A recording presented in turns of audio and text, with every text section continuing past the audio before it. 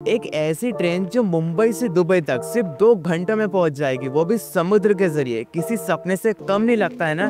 लेकिन अब ये सपना सच होने वाला है। देखिए, इस प्रोजेक्ट के अंदर एक बुलेट ट्रेन रहेगी जो 2000 किलोमीटर का सफर सिर्फ 2 घंटे में पूरा करेगी, वो भी समुद्र के नीचे से। लेकिन ये प्रोजेक्ट सुनने में तो इम्पॉसिबल सा लगता है, लेकिन यूएई की एक कंपनी ने इस प्रोजेक्ट को प्रपोज किया है। और अगर तो ये प्रोजेक्ट सक्सेसफुल रहता है तो ये दुनिया का अब तक का सबसे बड़ा अंडर वाटर इंफ्रास्ट्रक्चर बन जाएगा। तो चलिए आज के इस वीडियो के अंदर हम इस प्रोजेक्ट का पूरा कॉन्सेप्ट समझते हैं कि ये प्रोजेक्ट कैसे काम करेगा, इसके अंदर क्या क्या चैलेंजेस आ सकते हैं और उसको बनाने में आखिर कितना इन्वेस्टमेंट लगेगा। लेकिन सबसे बड़ा सवाल ये आता है, आखिर इस प्रोजेक्ट का आइडिया आया कहां से? देखिए, साल 2018 में यूएई की राजधानी अबू धाबी में इंडिया और यूएई के बीच में एक कॉन्क्लेव हुआ और इसी कॉन्क्लेव में इस मेगा प्रोजेक्ट की अनाउंसमेंट की गई। देखिए, उस कॉन्क्लेव में यूएई की एक प्राइवेट कंपनी NABL यानी कि नेशनल एडवाइजर ब्यूरो लिमिटेड ने इस प्रोजेक्ट को प्रपोज किया था। और इस प्रोजेक्ट पर आगे बात करते हुए कंपनी के MD अब्दुल्ला अल शाही ने कहा, ये एक high speed under water train रहने वाली है जो कि मुंबई से फ्यूजेरा पोर्ट तक जाएगी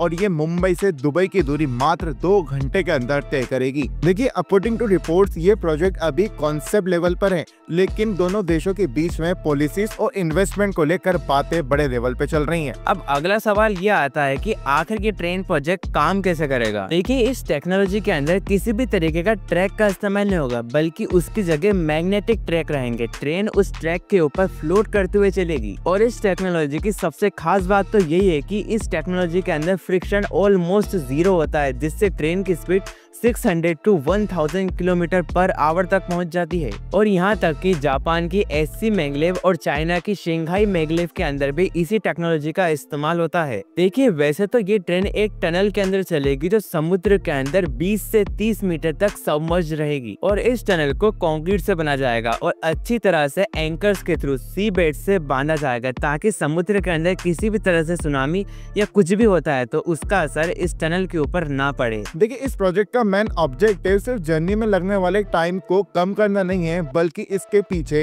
एक बहुत बड़ा इकोनॉमिक विजन छुपा हुआ है। कुल मिला के इस प्रोजेक्ट का प्राइमरी गोल है भारत और यूएई के बीच में ट्रेड को बूस्ट करना। इस प्रोजेक्ट के कंप्लीट होने के बाद फ्यूजेरा पोर्ट से मुंबई तक ऑयल का एक्सपोर्ट करना और भी इजी हो जाएगा। कुल मिला के इस प्रोजेक्ट बनने के बाद लोगों का सफर आसान हो जाएगा और पाइपलाइन के थ्रू ऑयल और फ्रेश वाटर एक्सचेंज आराम से हो जाएंगे। और इसका सबसे बड़ा एग्जांपल है यूके और फ्रांस को जोड़ता हुआ चैनल टनल। लेकिन अब सोचने में ऐसा आता है कि क्या ये दुनिया का सबसे पहला अंडर वाटर प्रोजेक्ट रहेगा, लेकिन ऐसा नहीं है। इसके पहले भी कई ऐसे प्रोजेक्ट तैयार किए जा चुके हैं। ये चैनल टनल 50 किलोमीटर लंबा है और समुद्र के अंदर 75 मीटर नीचे बनाया गया है। ऐसा नहीं है कि हमारा इंडिया भी इस रेस के अंदर पीछे। हमारे इंडिया के अंदर भी हावड़ा और एस्प्लेनेड के बीच में एक 520 मीटर लंबी मेट्रो लाइन है, वो भी अंडर वाटर। देखिए, समुद्र के नीचे टनल्स बनाना कोई मजाक नहीं है, इसके पीछे कॉम्प्लेक्स इंजीनियरिंग सॉल्यूशन चाहिए। देखिए, इसमें कई सारे चैलेंजेस आने वाले हैं। सबसे बड़ा चैलेंज होने वाला है सी बेड का प्रेशर और साथ ही अर्थक्वेक रेसिस्टेंस। और दूसरा सबसे बड़ा चैलेंज होने वाला है कोरोजन का,